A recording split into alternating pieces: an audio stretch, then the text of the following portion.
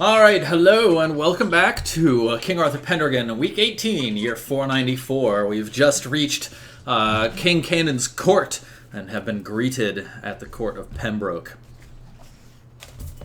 Yes, so I think probably later that evening, King Orcus comes to each of your doors and he knocks and he gathers all three of you into the hall. And he says, he clasps his hands together and he says, "I'm terribly sorry to inform you of this, but King Canaan is quite busy this evening and will be unable to meet with you tonight. He suggests that we reconvene in some days and invites you to stay and take advantage of his hospitality at Pembroke Court." Very well. Okay. Yes. I guess we don't ask any questions. He nods. He says, I will summon you tomorrow, very likely, to speak with the king. May we have leave to move about the realm? Yes, of course, please. By all means. The King Canaan extends his realm to you. You are known within these walls and to his knights, and none will challenge your passing. Cool. Alrighty then. Yeah.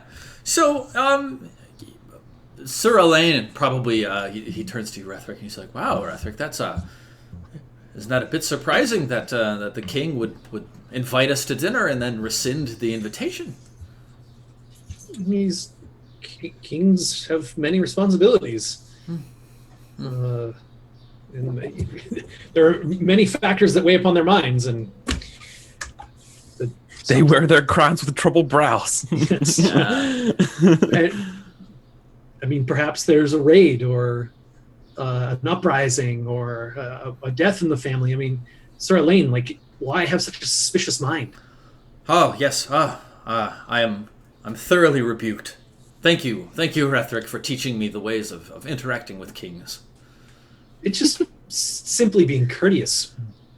I will strive to ever inflame my courtesy towards foreign leaders. Zip. Yeah. So the day passes, and the next day, Sir Orcus does not come to find you, and another day passes, and probably in the middle of the day, Sir Orcus comes to each of you again, and he gathers you together, and he says, "Please, friends, in waiting for King Canaan to clear his schedule and meet with you, can I interest you in a hunt? Shall we go take advantage of the wilderness of this realm and its bounties?" Heck yeah! Yeah, I just have that. Yep. I just have that Aziz Ansari look to the camera face.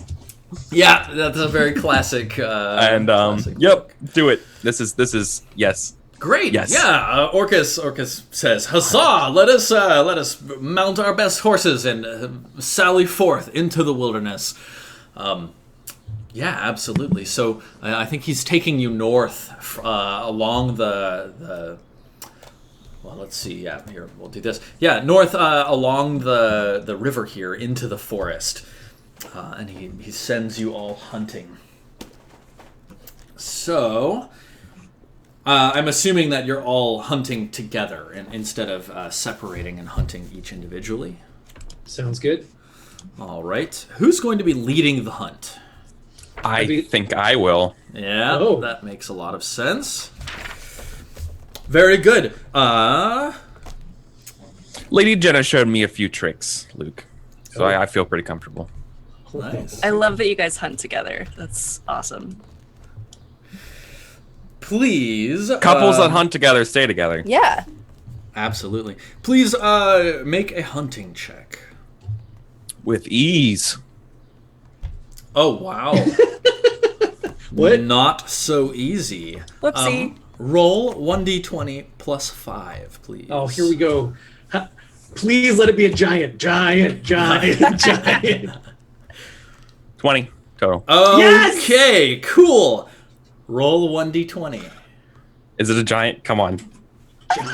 Giant. 19. Oh my god. Is it a dragon? No. Is it a giant? Is it a giant not. dragon? It's a dragon giant. Is it a Draco Lich? It's actually Orcus.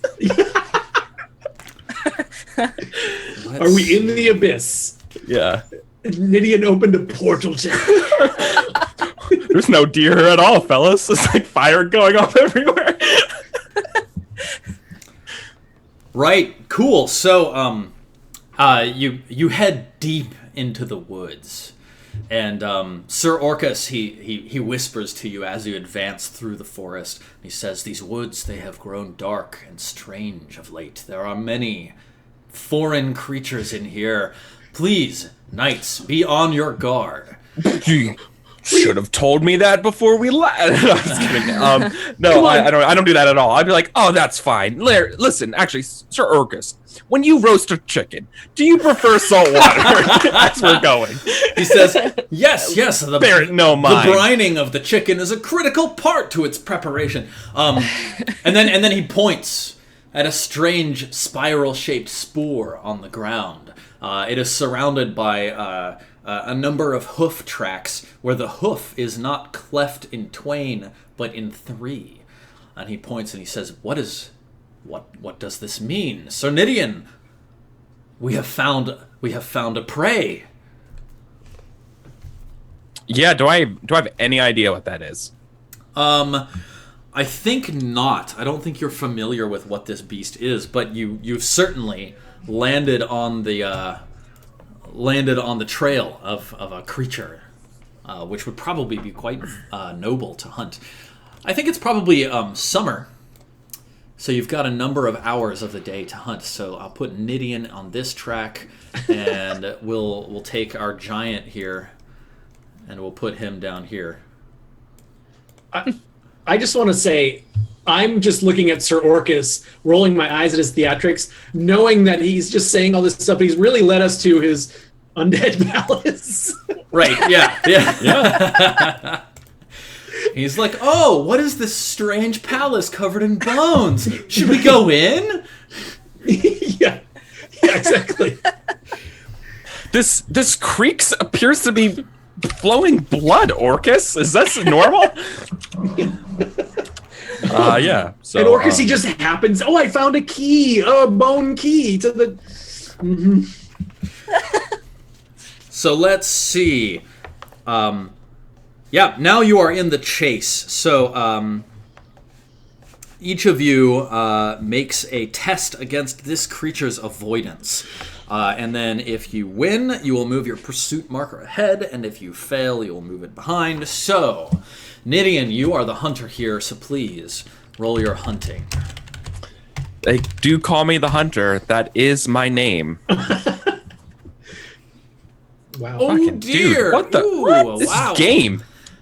Greg, Yeah. come All right, on. cool. So that's one of our hours past.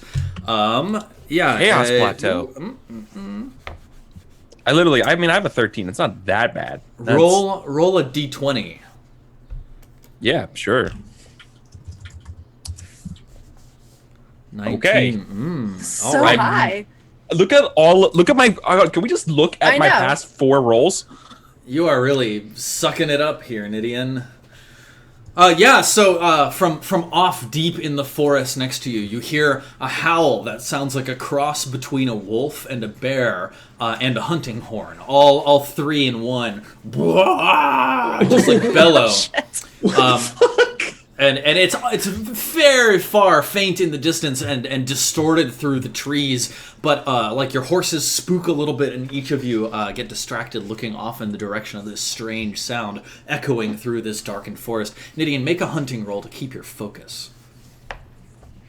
Sure. That's how much more can I fail? Well, you're gonna one keep more. doing it, buddy. So your next hunting roll to see if you can track this beast is going to be at a -5 disadvantage. So make your second hunting roll to see if you can find this creature. Oh, you did, but you didn't beat it. So partial success. You're still on the trail, but you make no progress this turn. Very well. Roll again, and let's see how you comport yourself. Oh my god, a critical success for the creature. But a partial success for you. So again, everything remains. You're still on its trail. You're finding like strange spoor. You find a great tree that's like broken in half, and it has huge rent marks in the bark where some long lance-like object has struck into the bark and stripped it in lines from the tree. Make another hunting roll. At that point, can I ask Elaine to chime in and see what does this mean? And subtly, I'm asking maybe you should take over the hunt because you have a higher role. But I'm not saying that. And my character just, actually would be like, what does this look like? Do you have any idea what this is? I throw rhetoric, like, Orcus as well. Like, what does this lance through a tree mean, right? It's clearly a foul beast that none of us have ever beheld before. We should work together on this. Yeah.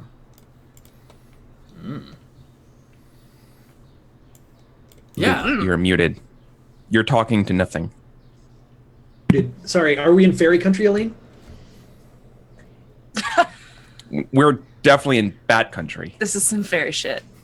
Yeah, do you want to make a fairy lore check, Elaine, to see if you like from the evidence you're gathering as you hunt, maybe you'll know a little bit more about this creature? It's kind of terrible, but yeah, I can do it. Okay. You could well, I was gonna suggest maybe invoking a passion, but you've already failed your fairy lore roll, so yeah. Okay. Elaine knows nothing. I know absolutely nothing. Much like Jon Snow. All right, Very well. Elaine, do you want to continue, take over yeah. the hunt, or do you want to let Nidian continue? I actually have a worse hunting than Nidian, but I'd be happy to. But I'm at a give minus it 5 shot. though. Not anymore. It was only supposed to be for one roll. Oh. Yeah. Never mind. Then maybe perhaps I don't know, Elaine. I look at Elaine and be like, "Do you feel more? I know you. These lands are unfamiliar, and they tinge with the the Fae. I guess is what I would say. Yeah. And tinge with the Fae. I feel like you might be this might be terrain. This might be terra cognita, more apt to yourself. I'd be happy. I'd be happy to give it a go, my friend. All right. You could always invoke a passion if you want to like really try to guarantee your success on the hunt. My loyalty to Nidian. Oh, yeah, totally. If it's like okay, I'm gonna make it seem like Nidian's hunting skill, but it's actually mine in order to help him look good in front of Sir Orcus. Yeah. I'm lifting him up. Maybe Orcus has like some sort of bone crown he can like give to Nidian as a reward. Oh, yeah, okay, you cool. nail your loyalty to Nidian, so you're just Awesome. like filled with the fervor for your companions. And you gain a +10 to all of your hunting rolls. So go ahead and roll against the avoidance of this creature. Ooh.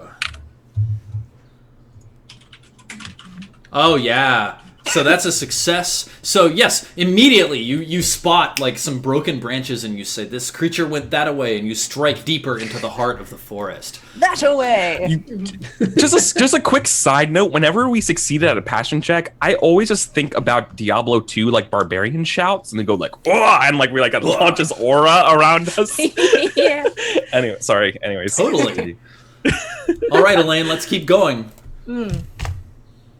Oh, the creature is failing in its avoidance of you. Where's my mouse? If it bleeds, we can kill it. Nailed it again. You're closing in on it. You can see the tracks are just a little fresher. You see some branches that have been where leaves have been stripped off of a tree, eaten by this creature. You're following it more closely now. Yeah. Great work, Elaine. At this pace, we shall take it by nightfall. Or whatever. Yep, absolutely. Or whatever. Whatever. Yeah, you are advancing steadily. Continue rolling. I'm a little scared. Oh my god. Do we want to find this thing? Is the question.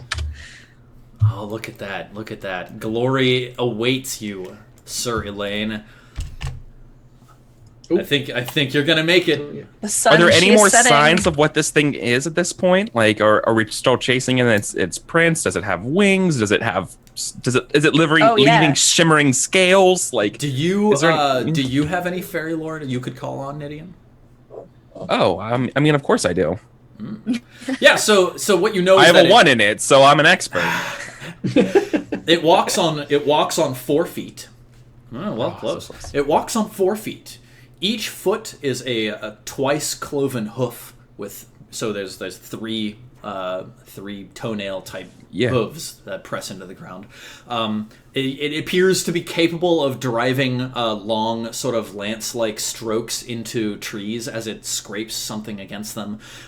It appears to eat leaves. It is choosing silvery leaves of a bush that seems native to this area. You see a number of them along your path have been stripped of leaves on one side.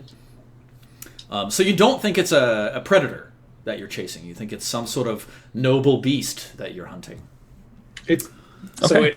Can we it's- collect some of these leaves in case we want to lure it or something? Yeah, absolutely. Yeah, Elaine, you grab a couple branches off of these. Luke, you were asking a question? Oh no, I was just gonna say, according to what Nidian's describing and what you're describing, it's Merlin. Oh, yeah. A vegan beast. It's Merlin. Merlin's going to pop out and Oh, be I like, should "Where are invoke you my following?" hatred of Merlin. Yeah. Yeah. All right, lead on. We're so close. You are hot on its tail.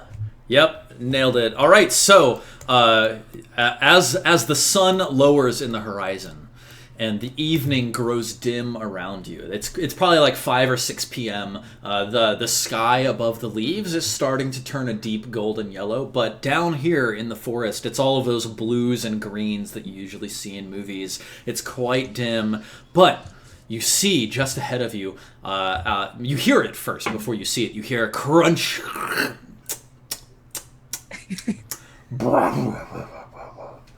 And you see a beast in the clearing. It looks like an ox. It has 4 spindly legs that end in hooves. It has an oxen tail that it's flicking around and swatting flies away from it. It has a shaggy mane, and it has 2 horns coming off the top of its head. One is a long, straight horn like a lance, and the other is like a curved horn that seems attached at the base of this original horn.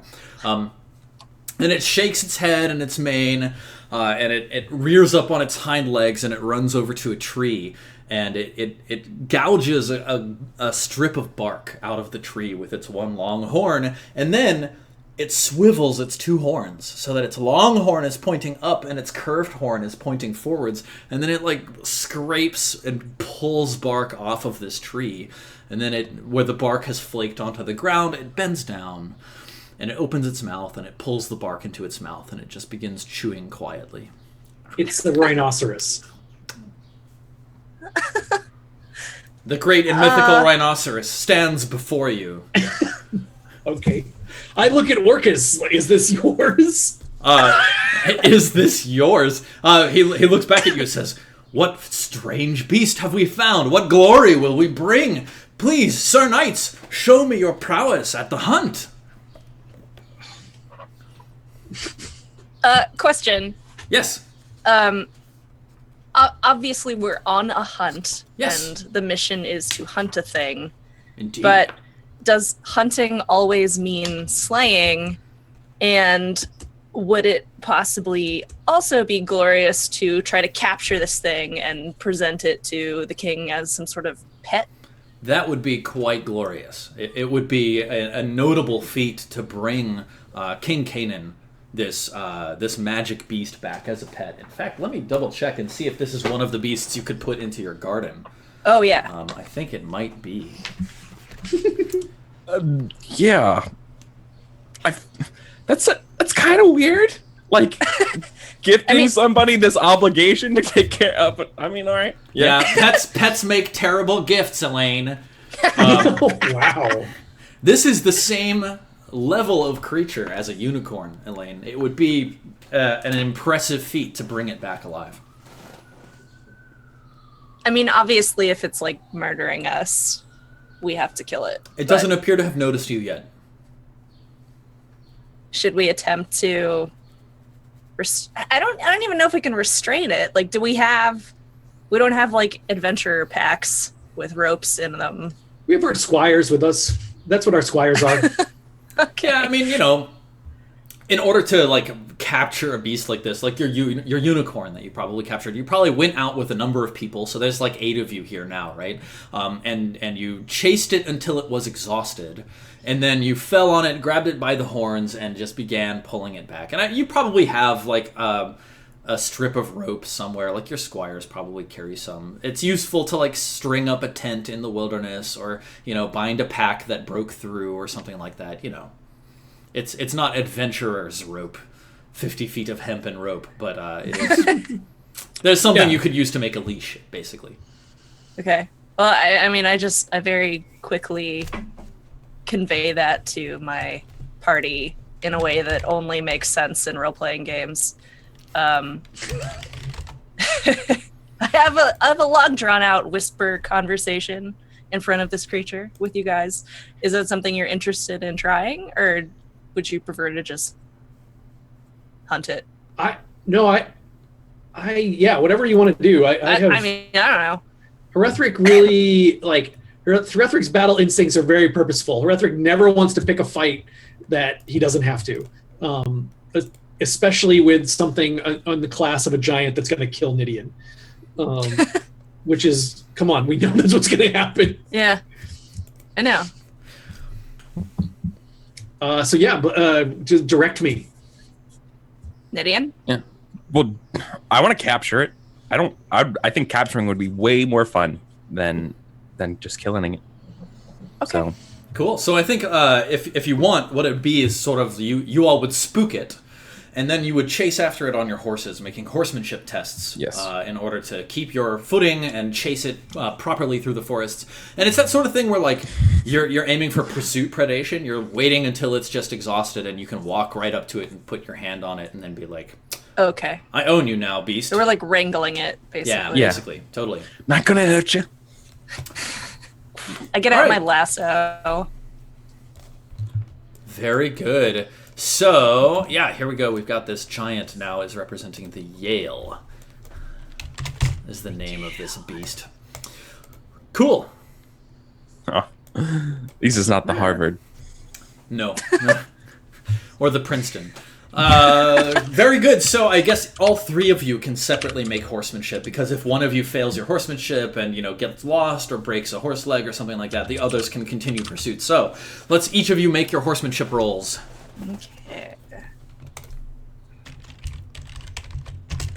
Okay. Steven, can I claim any advantage for Wyvern's faster movement rate in this case? Oh yes, I'll give you a +5 for that. Okay, Yes. cool. So, this Yale has a fear of humans, passion of 6. And it must invoke it because it's a wild beast, so... Let's Understandable. see. This Yale has not really come in contact with many humans, so when you start chasing it, it's kind of like, what? It's a little bit bothered, but it's not bolting in terror or anything like that. So it actually receives a -5 to its avoidance for these tests. So Luke got a 9, Elaine got a 3, and Eric got a 13. Very cool. So, less than 7.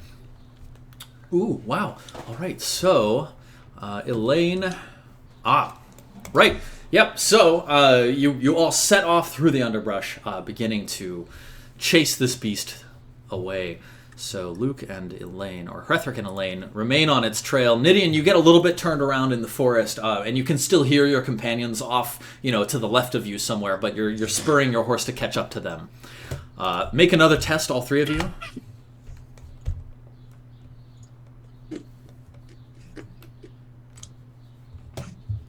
Ooh. Whoa. All right, so Dice, come Your on. third 20? It's just I've been rolling 19s and 18s. Oh, 19s. I wish I had this dice if we were playing D&D. I was gonna say. Cool. This would be my moment. Yeah. So Nidian, you end up like turning your horse to the left in order to catch back up to your companions, and you get forced down into a gully, and there's a stream flowing past you, and the gully just turns completely the opposite direction, and night sets, and you're completely lost in the woods. But there's a giant. Yes, exactly. Luke and Elaine, you stay tight on the heels of this Yale. In fact, Luke, you're now right behind it, pursuing it, and Elaine, you're just a little bit behind. Luke is ahead of you on its trail. You can see him occasionally through the trees. One more pursuit from each of you, from Hrethric and Elaine.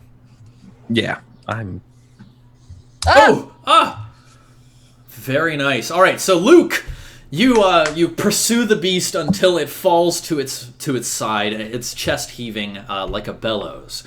And Elaine, when you turn around, Luke, you see Elaine is nowhere to be found. Great, I'm going to end up cutting this thing open and sleeping in it tonight. Let's see. I'll roll horsemanship for Sir Orcus as well. What's there? 15. Yeah, sure. Sir Orcus has kept up with you, Hrethric. He comes up a little bit late, breathing hard, and says, well done, Sir Knight. Where are your friends? This is most unusual. Well, shall we lead the beast back to the castle? Hrethrick's a little surprised that Orcus shows up. He kind of expected Orcus to like turn into the beast or something, and right, he's just very confused. Yes, sir, we'll have to sound a horn, and our friends can follow us back. Is it safe to travel at night here? Should we wait until morning? So you and Orcus, like the sun is setting, but it's not literally nighttime right now. You and Orcus can definitely make it back to the castle before nighttime if you wanted to, right. Or you could try to stay out here and keep a post for your companions to see if they can find you. Ooh, what do you think? What's the benefit of keeping the post? I guess probably we would give them a bonus to their hunting roll to become unlost during the night and stumble upon your camp instead of stumbling upon, say, a giant. Then let's keep a post. Very well. I will tie the creature up next to one of its silvery trees so it can eat. Yeah. And I'll post Lyndon to watch it. And after Lyndon, of course, starts a fire and gets the food going, since Hrethric has a fine stewardship. So yeah, no, I'll post Lyndon as a guard on the creature, and then Hrethric will begin preparing a meal of boiled cheese or something. Boiled cheese. Very nice. Yes. It's the best boiled cheese I've ever had. Fondue. Excellent cheese that Elaine gave me earlier. Yeah. All right, excellent. So the Yale is just completely exhausted. It accepts what water you give it, and it starts munching noisily on this bush. It just looks completely out of sorts. As Lyndon handles it, its horns sort of swivel, trying to catch him, but he's able to dodge them without any problem because the beast is just completely exhausted. Yeah, very well. In the nighttime, Dwynwen and Elaine... Wait, not Dwynwen. Sorry. Nidian and Elaine, both of you are completely lost, and I need to ask you to make rolls. Where are the rules for getting lost in the woods? I think they're under the hunting section. What a great time to try out your hex crawl mechanics that you have prepared for us today, Stephen. Totally have prepared those. Yes, they are ready. Very good. Well, each of you give me a hunting roll, and let's see what happens. 6. I'm good. Very nice, very nice. Relatively, or based on what's going on. Yeah, there it is. Path. I'm no longer in this ravine. Yeah, very nice. Okay, so you both of you, over the course of the night, you hear this strange, like, bear wolf hunting horn howl a couple of times. No, I'm sorry, Steven. You know what I do? I'm like, I hate fairy woods. No wonder I cut down my woods before. Man, I hate woods so much. I hate this. Why can't just couldn't be an elk? Could just be an elk. But no, I'm just muttering to myself as like, continue on. Anyways, he's just so angry as he guides his horse through the forest. Yeah. So, you wander for a good portion of the night, probably until the early hours of the morning, 2 a.m., 3 a.m., until finally each of you do see a burning fire in the wilderness, and a very tired young Squire Lyndon, putting a hand to his mouth, And you approach and you see that Sir Hrethric sleeping soundly, Sir Orcus dead asleep, and a Yale tied up to a tree next to a silver bush with half of its leaves eaten off of it. The morning comes early, and the day is bright, and the woods seem a little bit less menacing than they did yesterday, and you're all able to make your way back to Castle Pembroke with no problem.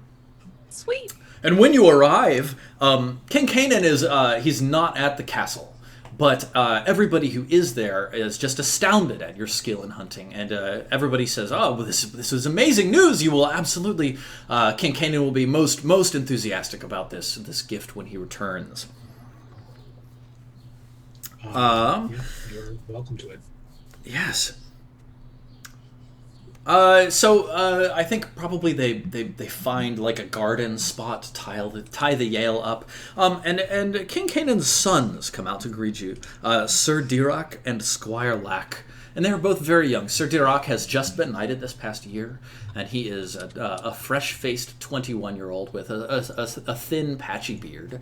And Squire Lack is 16, and he is in training to become a knight. And both of them ask you to entertain this evening. They say, "Please, we have heard much of the wonderful world beyond Estragales, and we're very interested in the foods and cultures of Salisbury. Could you guide our kitchens in a meal this evening and host us as if we were staying at your own at your own castle?" Hrethric actually brightens to the suggestion. He would love to boil cheese for these young men. Boiled cheese, how exotic! But if I can invoke my hospitality, Hrethric will put on a little chef's cap and take over the kitchen. Nice. Hrethric, just anything to stave off the boredom of this station. Hrethric brightens at the chance to play host. Nice. We'll so see. Let's see. We do need to assign you glory for having captured that Yale. Excellent. Okay, so simply killing it would be 50 glory divided amongst the killers. But I think in this case, I'm going to give each of you 20 glory, increasing the reward on account of your excellent capturing. Cool. Cool. So go ahead and mark that down. All right. So Hrethric, why don't you roll your hospitality? Let's see. And we'll see how excellently you comport yourself. Oh, cool. Yeah, totally. So Hrethric just takes command of the kitchens and begins assigning duties, and everybody snaps into formation, serving dutifully under you. The kitchens are yours, and they are ready. Tell me, Hrethric, how do you season the chickens? What is this brining nonsense? We roast them with these fine ovens that they have in this castle. We roast them in their own juices. Nice. Yeah. So wait. Hrethric will even make for the dessert. It'll be like a beet sugar Yale, right? He'll have like like gelatin and sugar like shaped and baked into the shape of a Yale with the horns and everything. That's excellent. Yeah, awesome. Okay, so King Kanan returns just as everybody is sitting down to feast, and he is announced in the hall, and he opens the door, and he sees this impressive spread that you've laid out for everyone, and he has also already been informed that the Yale has been captured, and he comes in and he says, "Truly, this is a truly incredible result. I had no idea that the Knights of Salisbury were so accomplished at hunting, especially in the strange and dark forests of Estragales. I must confess, my schedule as king has gotten quite busy. In fact, I must needs head off to Carew or perhaps Tenby and meet with others, but before I go, I would like to speak with you on behalf and confer with you my message to return to King Uther." Okay. I must confess, very well disposed towards King Uther's request. I'm interested, especially given the prowess of his knights that he has sent to me. I must think on it longer, but let us drink this evening and celebrate the impending solidifying of our union. And then he snaps his fingers, and Sir Dirac, his son, bears a goblet over to him, and he pours wine into his goblet, pours wine into each of your cups, and he raises them, and he says, "Cheers to King Uther and King Canaan. Long may their union benefit them both." And he clinks glasses with each of you, and he drinks deeply of his cup. And he sits down, and he says, "Now, please, Hrethric, tell me of your capturing of this Yale." Oh, I played a very small part, my lord. It was clearly due to the exertions of Elaine and Nidian. They are the master hunters of our trio. Is he dying of poison? And he begins coughing and hacking, and he stands up, gripping the table, and his face goes white. And he moves his hand strongly and smashes plates to the floor, and Sir Dirac looks stricken as he watches his father collapse to one knee and pull the tablecloth off the table as he falls to the floor. I saved the sugar Yale. Yes, the court erupts in shock, and the number of nobles and knights who have gathered here, they all cry out in horror and begin talking amongst each other in confusion until one of them points at Sir Dirac, and he says, "You handed him the goblet. It was you." And Sir Dirac says, "No, it was not me." Seems a foolish ploy. Is this dude dead? Can I attend him? Yeah, you can go attend and see what has happened, but as soon as you get there, you look at his face, and it's a bright blue, and he is most assuredly dead. No! And this is King Canaan, the king of Estragales. No!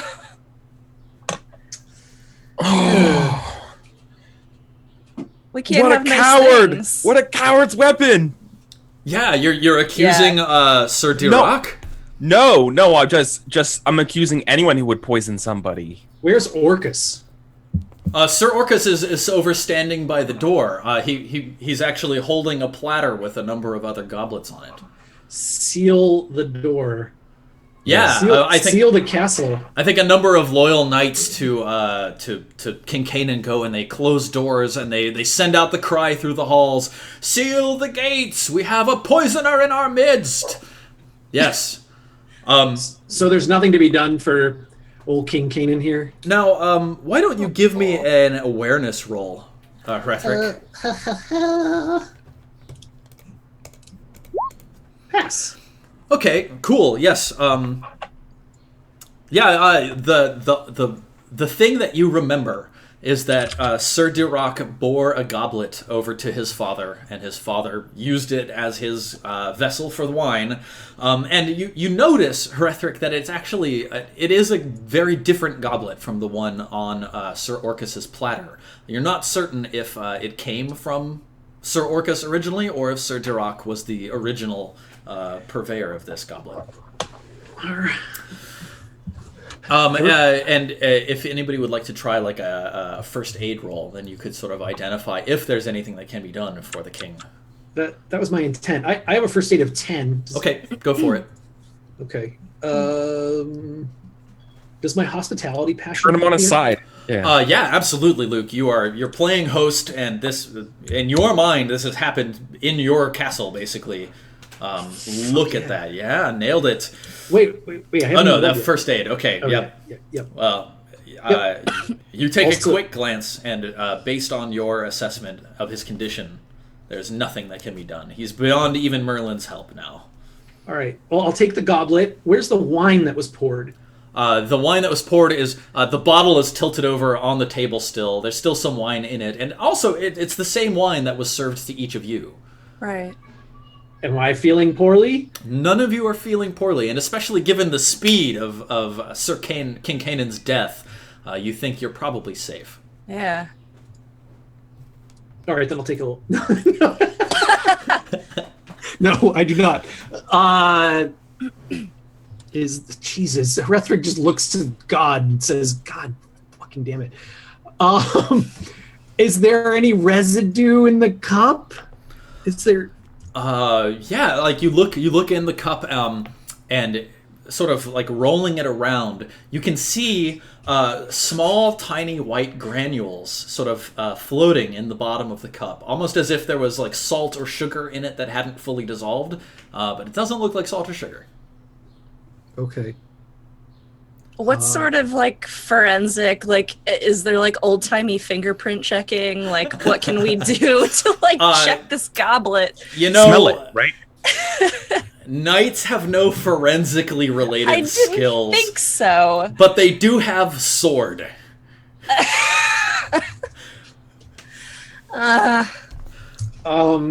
Okay. Well, who's next in charge? The kid is, right? It would be Sir Dirac, but Chug the rest of the goblet. This is arsenic. right. There are a number of loyal knights to to King Kanan who are holding Sir Dirac closely by the arms. Oof. I just look. We should be going. Why would he have a motivation to kill him? Would be the question that I would want to know. Well, he is. But I don't. But I wouldn't accuse this person of this yet.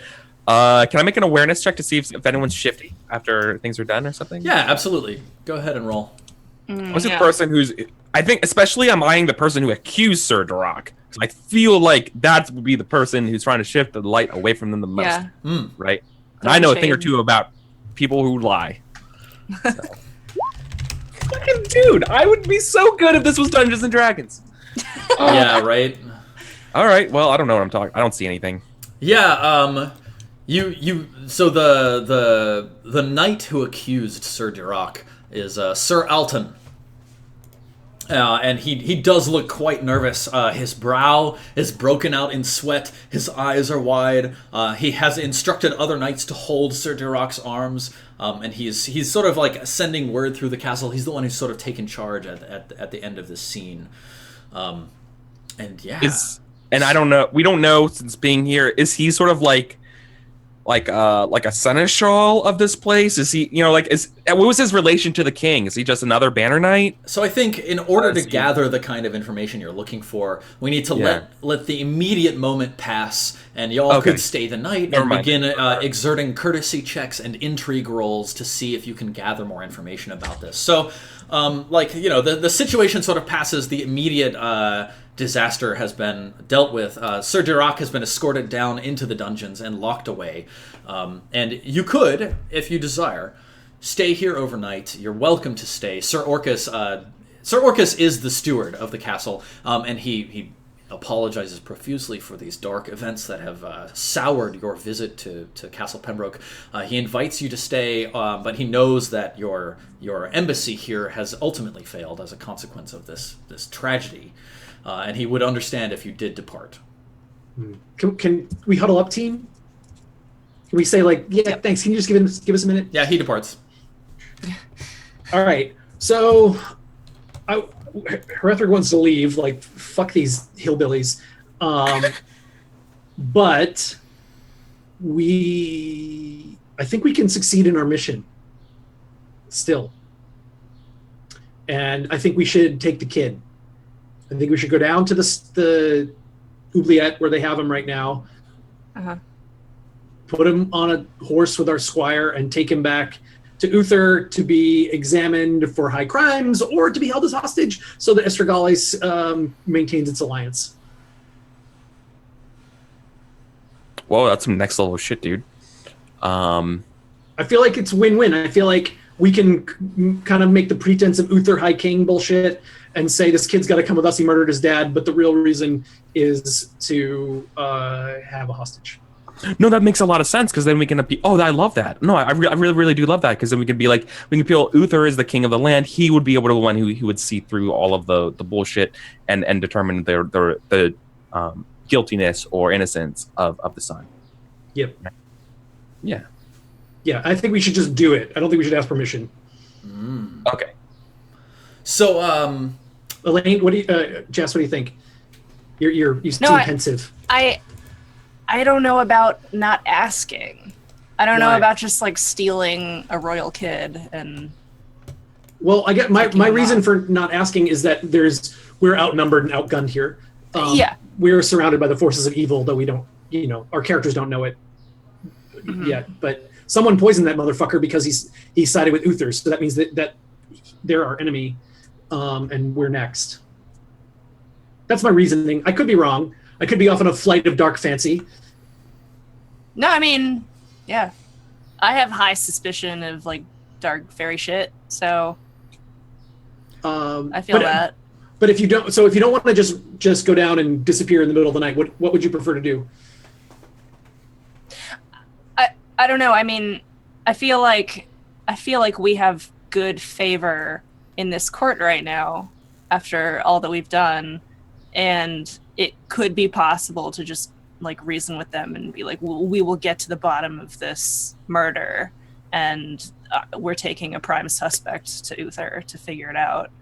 But again, like I don't know if they'd be cool with that or not.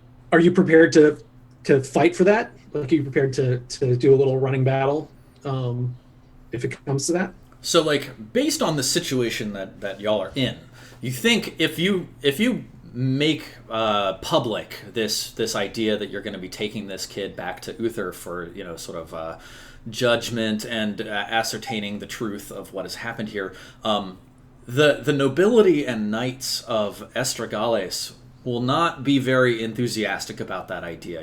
Either this kid is the next in line or he's the murderer. And it's like this is another kingdom that wants to handle their business on their own. So they're probably not going to be super enthusiastic about you taking the potential heir or murderer away. But if you did it without asking, that would be an aggressive act, but it would be the one most guaranteed to like take him with you, and then you could sort of like make that excuse if you ran into anybody. Mm-hmm. And that might sort of assuage their concerns in the moment enough for you to get out. Okay. Yeah. Just to like the political situation is you're sort of meddling in another kingdom's foreign affairs, gotcha. Which, as Knights of King Uther, you all have the right instinct. Yeah, here. we have jurisdiction. Yeah. Yeah. Okay.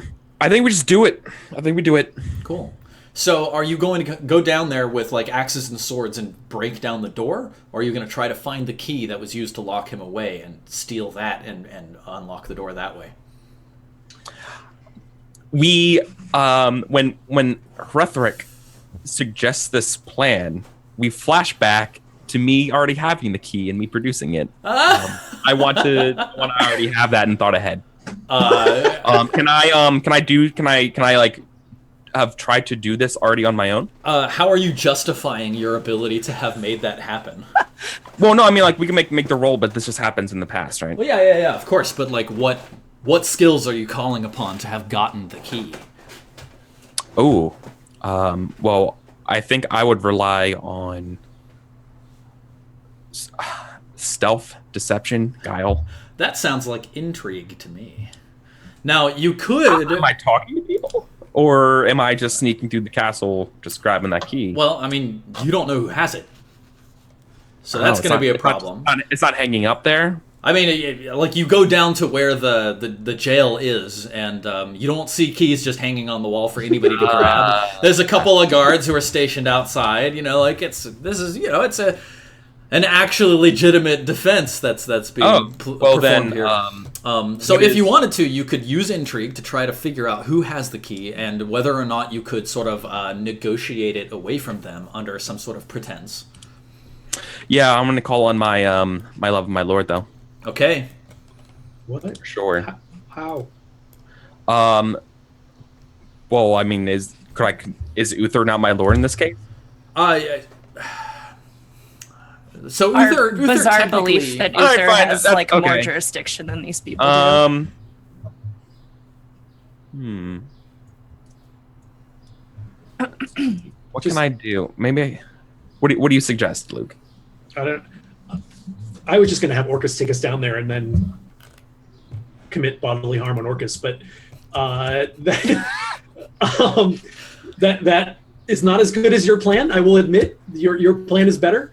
It's just that I'm also struggling to see what you would roll outside of intrigue. I would let you test your deceitful in order to try and gain a bonus. You'd only get a +5, not a +10, because it's not a passion. But this to a certain extent falls within Nidian's skills. Yeah. Check it out. All right, yeah, you get a +5 as a result of your deceitful nature. Makes sense. But mark a check to your deceitful. Of course I do. And then this becomes intrigue? Yes, with a +5. Would this not be intrigue if I did courtesy instead? You're not going to get this information by being courteous. This is you're trying to get like internal political and sensitive information out. If I bribe somebody, can I exchange Librum in exchange for a bonus to this roll? You know what? Yeah, absolutely. I'll let you give a gift of 1 Librum to some hapless guard in order to gain a +5. Yes, Whoa! I will do that as well. Whoa! Wow.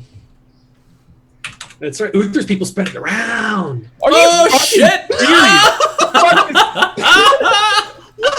hell? Awesome. Yeah. So Why? So you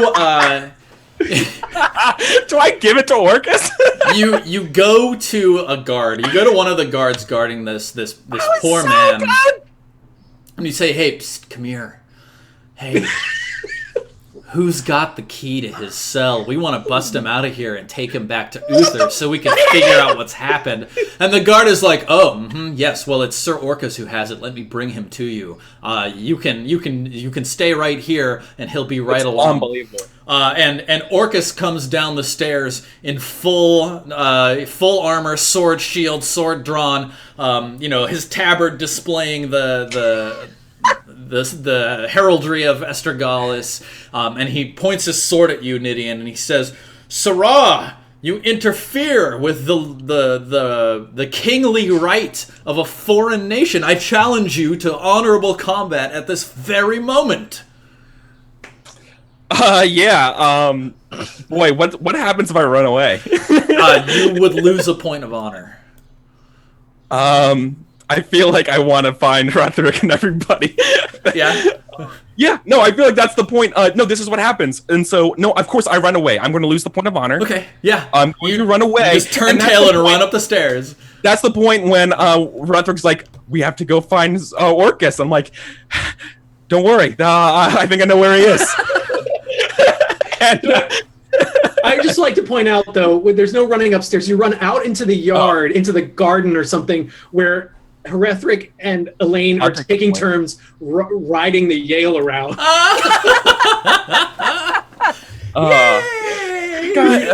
And all right, well, Sir Elan is with you, and he's riding the Yale too. He's like, "This is the best." Can we adopt him? I think that is literally. Oh my God, we used the rhino to get out of the bust him out. I think adopting Elan is literally Not Hagrid's plan. Not that game. Too late for that plan. All right, so yeah, you run out into the yard and you see Herethric, Lane, and Elaine taking turns riding this Yale, and Orcus bursts out of the doors after you, and he says, "Halt, you foul creature! You ignoble knight! Stand ground and battle me!" I don't know what you're talking Whoa, about. I don't know what you're whoa. talking about. Nidian, so good to see you. We have a plan. Oh, and you brought Sir Orcus. Yep. What's hi? Yeah, I mean, he's shouting at Niddy and he's saying, "Halt, I've challenged you to duel of honor. Stand ground and defend yourself and your lord." What? Yeah, What is this? That plan wasn't so great. That's what I was saying. Well, but he's challenged you to a duel. Go ahead, go for it. Yeah, I think Orcus, he addresses the two of you. He says, "Your companion was trying to steal the key to break Sir what's his name? Sir Dirac out of jail and steal him away for your lord. This assault on our authority will not stand, and I will battle him for his dishonorable acts." Sounds good. Great. When you put it that way, it makes me paint me in such a negative light. Yeah, he brandishes his sword. He says, "The time for talk is over, Sir Knight. Defend yourself." Yeah, I step between them and I look him up and down. He's a steward, right? He is the steward of the castle. So wait, is he a castellan or is he a steward? You said steward, you. He is noted here as a steward. Let's see. They meet Sir Orcus, who is King Canaan's steward and the official contact for the messengers while they're at Pembroke. So he may not be the most skilled at battle. That's all I'm saying. Okay, I look him up and down. I say, then one small request. If Sir Nidian should happen to win you at the touch, I just request that you permit us the honor of bidding farewell to Sir Durak in person. I feel like it's too late for that. We depart. I feel like me running away might influence this. He blinks, and he says, "Very well, yes. This then by all seems means, reasonable." sir. Please. All right, Nidian, I hope time. you've taken the time to get your sword and shield, Nidian. It's fine. It's all right. It's fine. All right. So, guess I'm swording this dude. Apparently. Okay. This is the thing I wanted to avoid the whole time. I just took a hit of honor to avoid this. I thought we weren't going to do this, but now we're doing it anyways. Alas. So. This man is going to call on his honor. Oof. I'm going to call on my honor, too. I'd be like, since you put it that way, you make me sound like a villain. When it was I, good knight, I am in the right. I work for King Uther. We were doing what's best for the realm, not just your lands. And call on my honor. Ooh. All right. Okay. So you both get the +10. So you begin crossing swords. And let us swords cross. We circle each other, swords tips touching. What does Sir Orcus say to me? Oh, wow. But before we get tie. Yeah, he says, tie again? Jesus! He says, "Avast, you villain! I shall spread your blood across the ground for the affront you have done to Estragales." What the? Now. Anyway, a tie. They're both using swords? They're both using swords, so neither weapon breaks. Neither of you deal damage. And there's no disarm in this case? Ding! Yeah, it's an let's anime. double check combat. Do we both? Yeah, maybe both of you lose your swords. Combat. 89 to 91.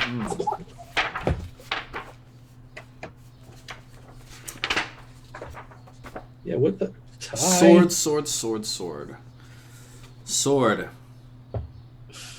Are we the baddies? If Yeah, a we tie are the occurs, baddies. a sword Only always against- breaks a non-sword. That's all. Yep, okay. Yep. Right. Do we go to a tiebreaker roll? No. You just, it's time for the next roll, basically. All right. Oof. Ugh! All right, Nidian. He slips in under your guard. You do get to use your shield because you rolled a success, but he thrusts his sword in through your armor, dealing. Let's see, 38 damage. So your armor is a total of 16. So that's what 22? 22. So you're And I'm out. Is that it? Yeah. Oh, I have you 22 are points exactly. Right, yeah, you're struck down to 0. So yes, he thrusts his sword up through your ribcage and draws it out, the tip sheathed in your life's blood as you fall to the ground with a pool spreading. Wait, you your only have midsection. 22 hit points? Yes. Yeah. Oh my god. Yeah. Yeah, and he wipes his sword on a cloth and slides it back into his shield. He comes down off of his fury and he says, well, this is not how I hoped to send you fair knights back to your lord, but you understand I must defend the regency of Estragales." Very well. Your honor has been defended. Please fetch a healer. Yes, of course. Please. And he snaps and he brings his squire, who begins attending to Nidian. He brings you into the castle and begins, sewing up your wounds and binding them and attending to you. So, let's take People care. in chat are asking if I'm dead. No, it just goes to first aid. Yeah, so, it's chirurgery, so you must check the chirurgery needed checkbox. That makes sense. So, This has just not been my session, fellas. This No, has it not has been my not. session. Bad. So you took a major wound, or was it a mortal wound? Yeah. Actually, It's mortal. I took 22 points of damage. I went to 0. Yes, yeah. Damage That from has a to be single blow that is greater or equal to the total hit point statistic is usually mortal. The character has received a truly life-threatening injury. His skull is cracked and arteries severed, internal organs punctured. Regardless of the description of the wound, the character is incapacitated, totally helpless. 1. First aid must be successfully applied within 1 hour or the character dies. So, are you going to rely on the Kingdom of Estergali's first aid, or will one of you perform this yourself? I only have a 10 or something. And are you the one with the love of Nidian, or is that Elaine? It's me. How's your first aid, Elaine? 11. How's your love of Nidian? Maybe I'm dead. Like, that's the thing, too. It's an 8. It's an 8. Oof. I'll let chance. you decide. I would love for you to try to save me, but if I... what are we... I die. A tiny... I have to believe the healers in this kingdom are better than me. This guy did more damage to me than a giant, so, I don't know. Yeah. Knights are scary, and he was a weak knight. Only 4d6 damage. Tiny point of order. She passed her love of Nidian already this session. Yeah. To do something to serve him before. That was to lead the hunt. That was for the hunt. Let me double check. I feel like passions only remain for the scene, not for the session. But I'll double check if there's something in the rules that counteracts that. 73. Oh Lord. Inspired. An inspired character gains tremendous ability for a time. This inspiration lasts for the length of the task at hand, but never for more than 1 full day. Got it. Okay. Yeah. Task at hand.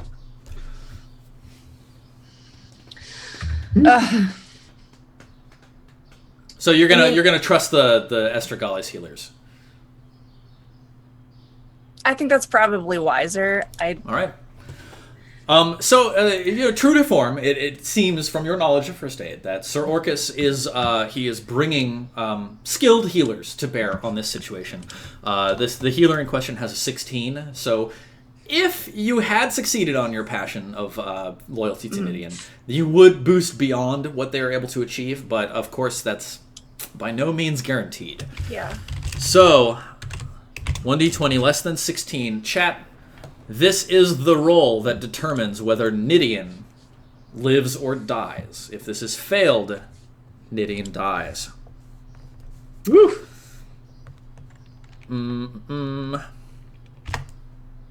Whoa! It is a success! And a successful application of first aid heals 1d3 hit points, and as such, you recover 3 HP, Nidian. You are out of immediate danger. Whoa. And now... Oh, wow. If the character is brought back to 1 or more hit points, he lives, but immediately suffers 3 rolls on table 5-3. No! Which I believe is the aging table. Yeah. Let's take a look at that. So, 5-3. Wow, yes. That's not even... You're not even rolling on table 5-2 to see how many stats you get. You're affecting 3 stats. Bam. So, Nidian... D6s. Roll 3d6. Come on, ugly. 1-1-3. Wow. You lose 2 points of size and 1 point of strength. Yikes. Okay. Does that affects my HP then, right? Yeah, so that will automatically all calculate out. Oh, so it just reduces my max HP, not my current. Yes. Okay. Yes, it does. Cool. So, go ahead and put yourself up to 3 Well, HP. does it? I thought Constitution was HP. Size also affects HP. Oh, Yep. does it? Yeah. Yeah, it's a derived stat that combines a couple of attributes. All right, so if the character lives beyond the first hour, having been brought back to positive hit points, the chirurgery needed box is checked. He lies unconscious, and his future is still in grave doubt. So let's perform chirurgery. It's 1 roll per week. So once you are out of the woods and we begin applying chirurgery, we're going to hang out here at Pembroke Castle for a number of weeks as you recover. As you stay here, the kingdom of Estragales falls into incredible confusion. There are a number of nobles who refuse to bend the knee to Sir Orcus is the man who eventually ends up sort of taking the lead in negotiations and conversations here. But the nobles of this realm just divide into fractions, and it doesn't seem like Estragales survives as a stable kingdom. So 1 chirurgery roll per week. Does he get his? Oh, he doesn't just get his healing rate at this point. No, the chirurgery roll must succeed in order to heal. Got it. Okay, so on the first week you gain your healing rate of hit points, which is 2. So I guess that brings you up to 5, which means that you need to go higher. And then the second week, you recover above your unconscious limit, Nidian, and you are now able to simply heal at your healing rate per week without concern. Very good. Huh. That Jesus. is going to end our session today. Eventually, you make your way back to Salisbury, and you convey word to Earl Roderick and Uther that as a result of the fractioning of Estragales in the wake of King Canaan's death, it seems as though there will be no alliance made possible. Hrethric, you wanted to speak with Sir Dirac. Oh no, that was a condition on condition of Nidian winning the battle, right? Yep. Well, the Sir Orcus is very polite, but he also is now a much firmer barrier against your that's fine. Courtesies. I'll float the idea of liberating Dirac as a means of gaining control of the kingdom. He's probably a hostage, but I floated in kind of a polite here's something to think about, my lord, kind of way to Roderick, but I don't expect to take any action. Also, can we take the Yale home?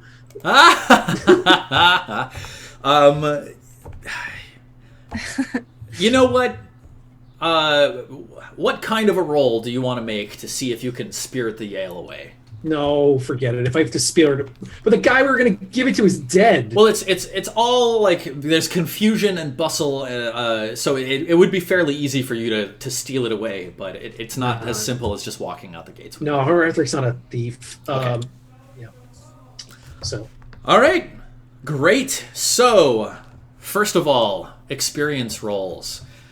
So, oh, by the way, Earl Roderick is actually very interested in that concept of stealing Dirac away and seeing if you can reunite the Kingdom of Estragales. Maybe something to consider for next year.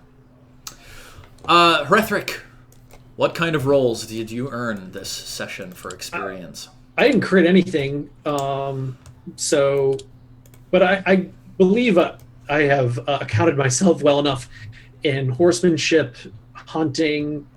I don't know, maybe not hunting. Horsemanship and courtesy, maybe? I would absolutely give you horsemanship and courtesy, and I think, well, no, it was horsemanship that was your tests to find the Yale, not hunting. Yeah, yeah, right. Sure. Horsemanship and courtesy, absolutely. No. Nope. I don't get a check for sword because I went over 25, do I? I hit 25. Well, you it's crit only it, so- natural crit rate. Yeah. Oh, okay. Thank you. And Luke, I'm going to give you a check to your honor as well. Oh, okay. Cool. Oh, man. Shame. I know. I can't roll these advances. It's nuts. No, indeed. All right, Elaine, what checks do you have? I had... I don't think I had... intrigue was from last time, probably. Okay. I had honor. I Mhm. know. Were there any other skills you felt you brought to bear in a plot-related way? I mean, I did some hunting stuff. Yeah, I'll give you hunting. I found the Yale. Yes, Go ahead and check your hunting skill. Okay. That's probably it. Yeah, I think for that's me. about it. Go ahead and roll those. Oh, man. Nah. No advancement to hunting. So generally, just to clarify for chat, generally you want to roll under, but the closer to the score, the better the result. So it's like the Price is Right.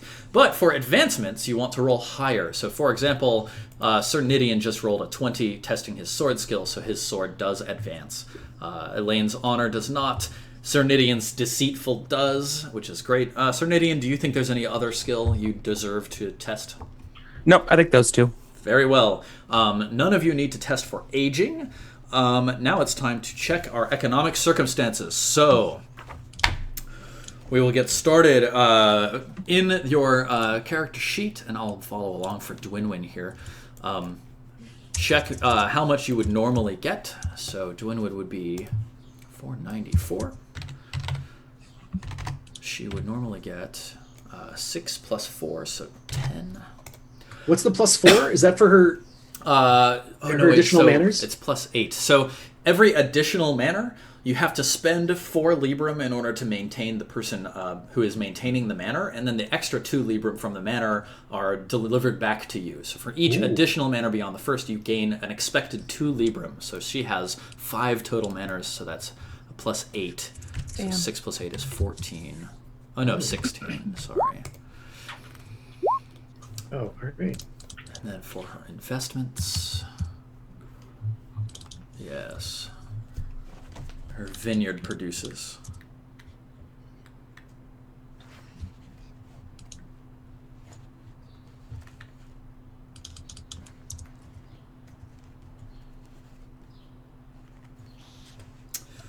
Produces 2.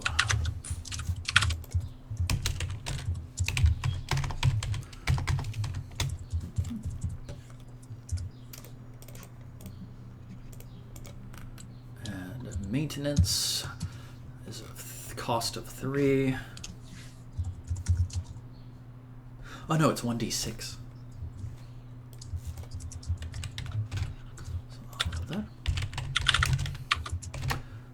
Oh no, her vineyard only produced 1 librum this year. Yeah. I had a shit year too. Mm-hmm. Very well. We must roll on the manorial luck table.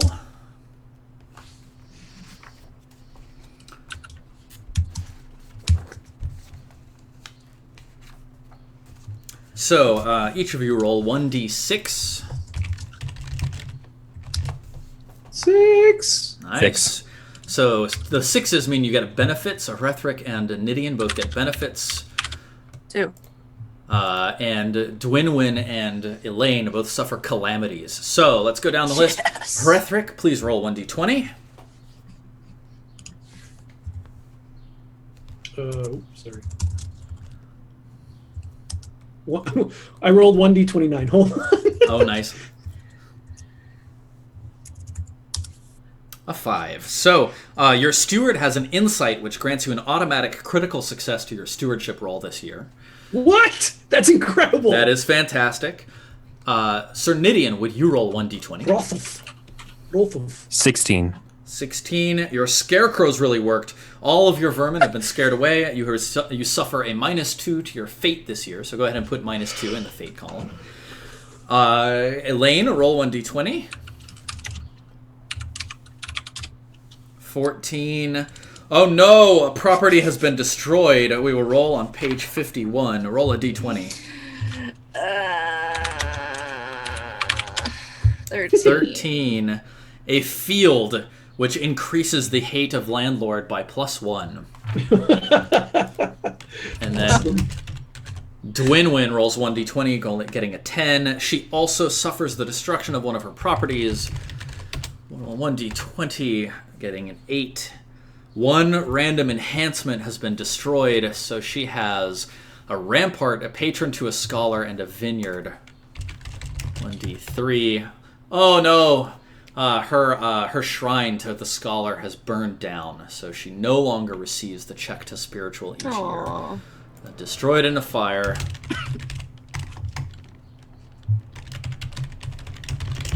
How much does it cost to throw a party? 3, 4. I think it's like 10.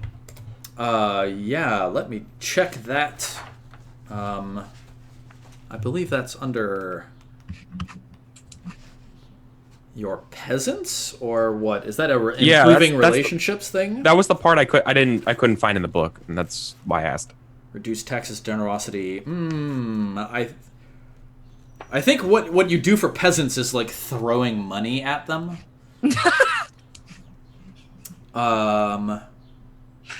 Or if you think you're going to have a good year and you want to reduce their hate, I have no hate. Oh, then you want to increase your love, huh? I don't want to increase my love. I want to throw a party for other people. Actually, I'm looking to convert my Librum to glory. Yeah. So you can basically just spend Librum at the end of the year. You can just say, I am spending this much money. And like if you're maintaining yourself as like a well-known knight or something like that, every additional Librum spent is one additional glory. Okay. Yeah. And okay, cool. Thank you. So good. And she doesn't get that. Okay, cool. So now it's time for the weather or fate. So this year, because of the king's illness, all regions in Logris, including Salisbury, have a +3 modifier to starting weather. So add 3 to the fate column here. And then 3d6 + 5. The weather this year is a 13, so that makes a total of 16. Those of you who have apiaries, etc., make sure you account for the reduction in fate. Good. Conflict, pestilence, wasteland, care. So each of you roll a concern of my commoners. Check. Okay. Dwinwyn failed. Oh, just fail. Eric failed. Elaine failed. And I think I crit. I believe I critted. Because it's concern -2 for hate, right? Yes. It should already be accounted for. Oh no, I'm sorry. I'm looking at your result. I'm sorry. I got confused. I failed. Yeah. So a failing results in a no result, so there's no change to the fate for anybody, so that's fine. And then we'll total those into the misfortune column, so that's fine. Everybody's simply got that value there. And then there will be a stewardship roll opposed by misfortune. So Hrethric, of course, you have a critical success in your stewardship. So here is Dwinwyn's misfortune roll of 4 and her stewardship roll of 8. So that's a success for Dwinwyn, which means stewardship roll a win. So she has a regular result this year. That's great. Cool. And then we'll start with Hrethric, because we know you've crit your stewardship. So, okay, so that's a critical success. You get a good result this year, Hrethric. Damn. Nice. Nidian, let's take a look at you. Your fate this year was a 13, so that was a success versus your failure. So you get a bad result this year, Nidian. Your fields are suffering as Logris suffers.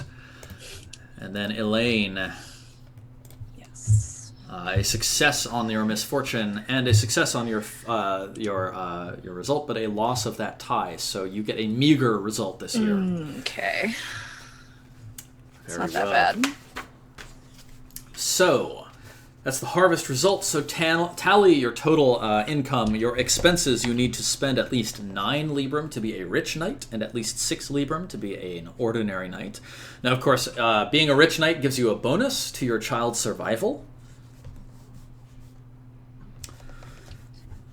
Good. And then calculate out your treasury, etc.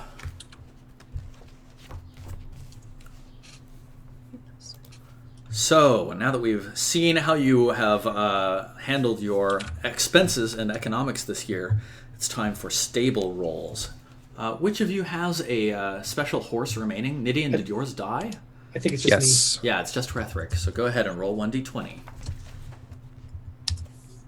Your horse is fine. Oh, so again, your horse is now older than 7 years, right? So it receives a -1 cumulative. So I think that's at a -2 this year. Okay, he's still fine. Yep. He's still fine. And now it's time for family rolls. All right. How do you level up your squires again? They roll up in age, but after a certain age, aren't like horses they have to roll to see if they are still your squire? Yes. Yeah. I think that's beyond the age of 21. It's like, do they become a knight or not, basically. Yeah. So let's see. Sorry to interrupt. I thought that was something that has to trigger before this other part. You're right. Let's double check exactly what that roll is. SPQ Squire.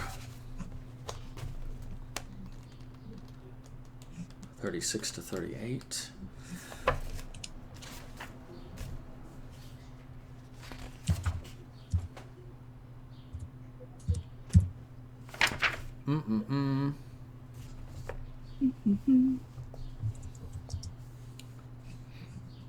When a squire reaches 21, he's usually knighted. I think the roll is actually in the manorial handbook. Let's see if we can find that. Squire.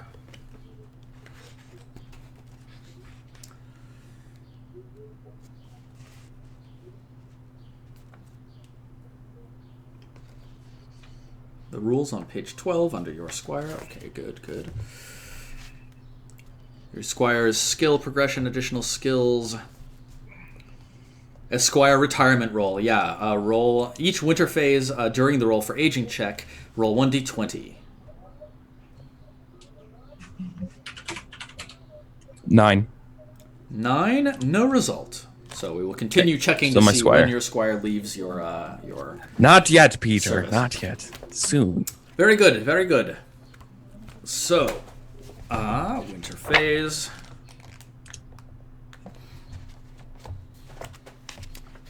Excellent. So I believe you're all married, yes? Yes. Yes. So good. It's time to check childbirth. Prethric. Yep. How are you maintaining yourself? Are you an ordinary knight, a rich knight? A rich knight? Is it possible to be more than a rich knight? Yes, a superlative knight, and superlative begins at, I believe, 13 librum per year. Great. And then does that have any further effect on childbirth and all that stuff? Yes, I will tell you exactly what. So superlative knight, only the richest and greatest can maintain themselves. You receive a +2 modifier on horse survival, so great, and a +3 modifier on childbirth. Done. And a +1 on child. Wait, what?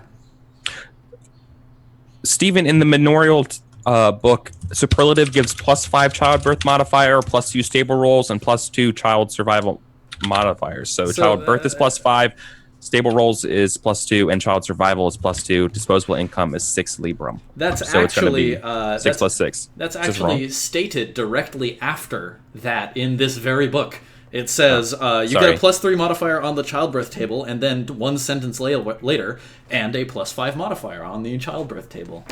So, yep, Perfect. you get that Edited. +5. Cool. Sorry. All right. So I'm rolling 1d20 +5. Is that what I'm doing? Yes. Bam. 14. 14. A child is born. Roll 1d6. 1. That is a daughter. Yay! A dragon. Congratulations. I'll take a dragon daughter. Absolutely. Yeah. Luke, let's go ahead and roll on child survival. Now, It's an of course, Orcus baby. you get a +1 on child survival for being superlative. No, just +1, not +2. Well, hang on. Let me double check here. Sorry, I thought I heard +2, but It's definitely +2 on horse survival and +5 on childbirth, but I think it's only +1 on child survival. got it. Okay, so I have a couple kids here. I think Yes. I got Hrothmund and Helga. So Hrothmund. Yikes! Fine. Helga. Yep. And newest yet as to be yet named baby Corliss, 21. Nice. Baby Corliss is like the healthiest baby ever Cool. in the history of ever. Very well. Elaine, Yes. how are you maintaining yourself? Ordinary, rich, superlative? I'm trying to buy one more thing so I can be rich. Okay. I'm trying to pick something. Oh, you can just free spend money. Yes. Yeah, Like, yeah. In fact, that's what you do. Oh, Yeah, so like it's money spent on improvements is not Yeah. what you use to determine how much you're spending on yourself. You just set aside 6, 9, or 13 librum, and you just say, "This is what I'm spending on me." And Oh, okay. That's how you are maintaining your night. Correct. Okay. Well, I did actually buy a couple things that Cool, I cool. wanted, but I'm at 8 now. Okay. So All right. I guess I set aside one. Yes, sure, yeah. Oh no, wait. So hang on. You bought enough improvements to be at 8? Yes. Okay, that doesn't count.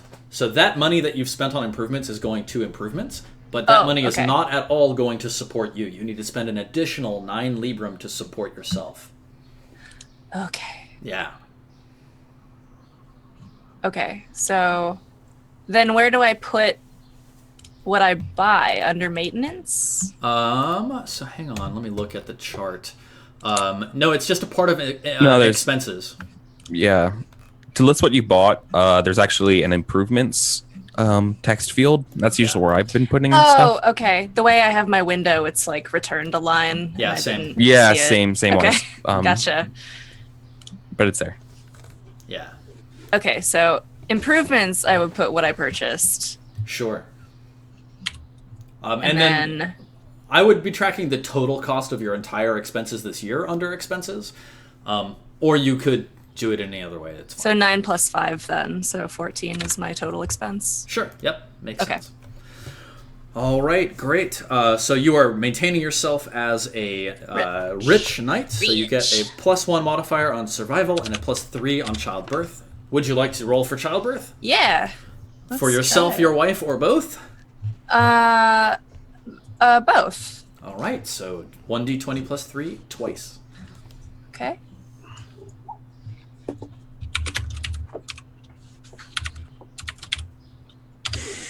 Oh wow! Great. You've birthed a child. Birthed. I borthed. And which one is you and which one is your wife? I guess we'll say I went first. Okay. Yes, your wife bears no children. So roll a d6 Okay. to see the gender of your child. D6. No, that's /D. /R. D6. 4. Okay, your child is a son. Yay! Very well. And now roll on the child survival table d20 +1 for every child you have. I keep typing /D. 6. Okay. And That's 16. fine.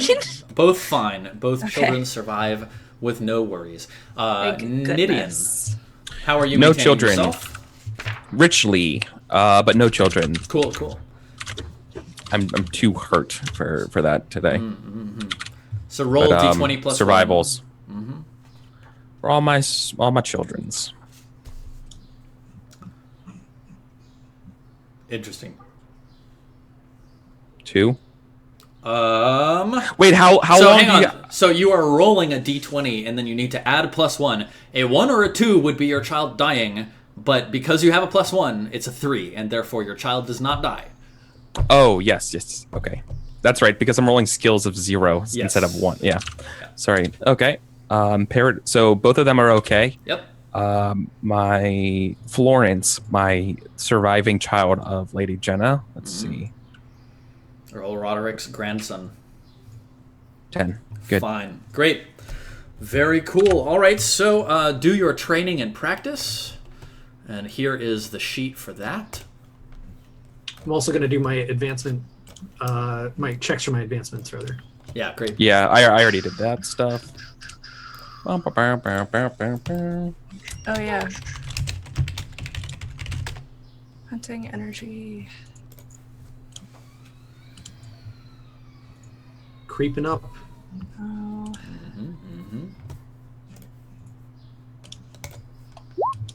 Oh. All right. And then advancements.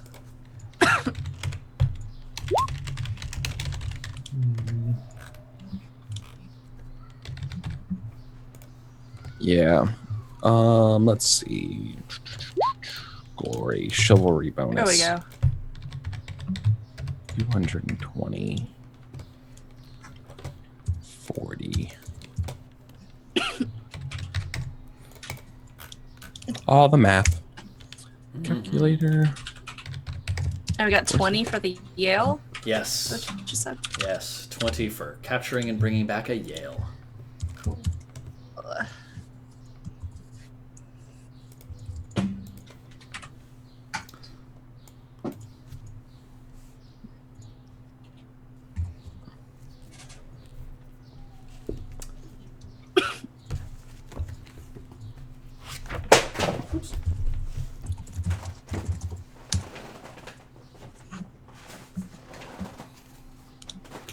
I don't know how else to get any more armor than what I already have in terms of defense. You're basically wearing the best armor the era has available. I'm wearing the chainmail, have a shield, and I have chivalry. Yeah. As time advances, new and better armors will be discovered, but hasn't happened yet. The nation has its top men on this issue. I beg to disagree. There are nasaled helms or reinforced helms or something out there somewhere. Floating in the ether. Hrethric dreams of them at night. He's like a dog. Like you can see him twitching in his sleep, looking for that elusive helm.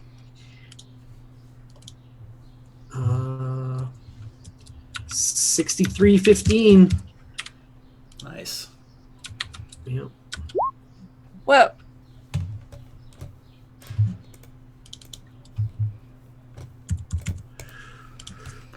I believe that's everything, gentle knights. Yes. So, Stephen, how does the holdings thing work? I actually get more glory for having more manners now, right? I believe that is accounted Yes, you for at the top of your page. Yeah. Holdings. Yeah, so you gain the amount of glory per holding that it gives you in money. So you get 6 from your first one, and then plus 2 for each subsequent holding. Okay, so got it. All right, I'm shy then for 2 years. So it's 45.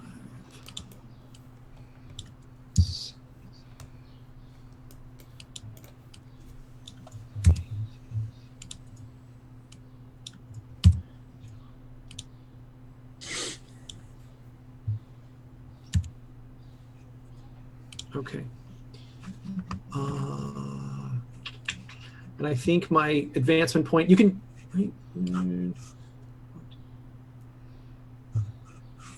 My advancement point this year is going to go to increase my strength to 17.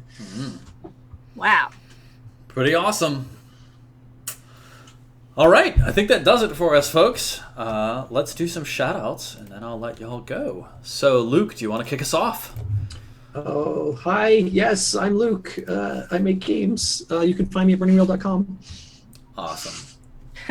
Jess, how about you? Hi guys, I'm Jess. I'm Selden on the internet. Please follow me on Twitter and Instagram. Those are both at Selden. I'm currently in between D&D games. I just finished one up on the Misclicks channel, twitch.tv/Misclicks. That was super fun. If you want to watch that, it's called Prophecy. You can search Prophecy D&D Misclicks on YouTube and find that.